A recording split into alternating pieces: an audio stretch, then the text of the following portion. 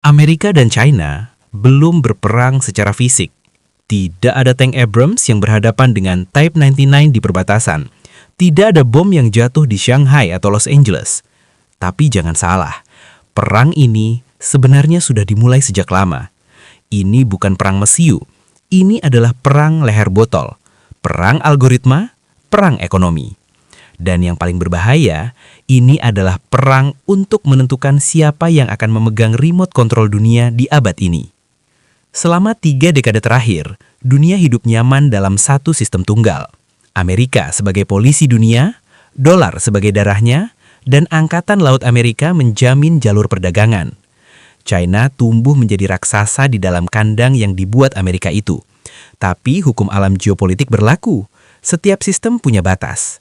Saat ekonomi China mulai menyalip dan militernya mulai berlayar jauh dari pantai mereka, alarm bahaya di Washington berbunyi keras. Sejarah menyebut ini jebakan Thucydides. Ketika kekuatan lama yang mapan, ketakutan melihat kekuatan baru yang sedang bangkit. Dan biasanya, cerita seperti ini berakhir dengan darah. Banyak orang mengira titik panasnya ada di invasi Taiwan. Itu benar, tapi alasannya bukan cuma soal wilayah. Medan perang sebenarnya ada di ukuran nanometer. Ada di pabrik semikonduktor.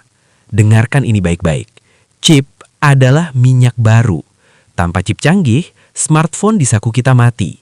Server AI lumpuh, dan yang paling fatal, rusil hipersonik dan jet tempur F-35 tidak akan bisa terbang.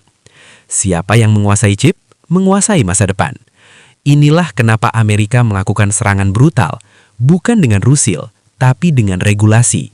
Mereka memotong akses China ke mesin ASML Belanda. Mereka melarang insinyur Amerika bekerja di pabrik China. Mereka menekan TSMC Taiwan untuk memihak. Tujuannya satu, mencegik leher naga itu sebelum ia bisa menyemburkan api. Amerika ingin memastikan teknologi militer China tertinggal 10 tahun di belakang mereka. China tahu mereka sedang dikepung. Beijing sadar, jika mereka terus bergantung pada teknologi barat, satu tanda tangan Presiden Amerika bisa mematikan ekonomi mereka dalam semalam. Maka China melakukan manuver berbahaya, decoupling, melepaskan diri. Lihat apa yang mereka lakukan. Mereka menimbun emas gila-gilaan. Mereka membuang surat utang Amerika.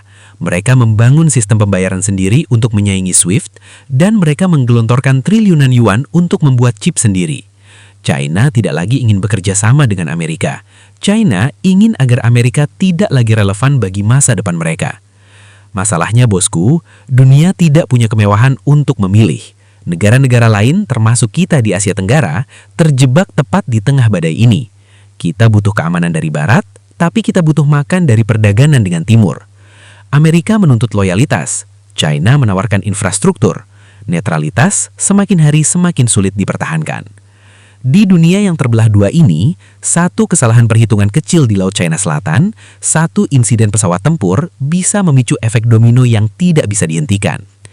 Amerika dan China mungkin belum menarik pelatuk senjata hari ini, tapi mereka sedang membangun tembok tinggi, memisahkan internet, memisahkan rantai pasok. Dunia sedang bersiap untuk kemungkinan terburuk. Dan ingat kalimat ini, saat dua gajah bertarung, pelanduk mati di tengah-tengah. Saat perang ini benar-benar meledak, bukan Washington atau Beijing yang paling menderita, tapi dunia yang sudah terlanjur kecanduan pada keduanya.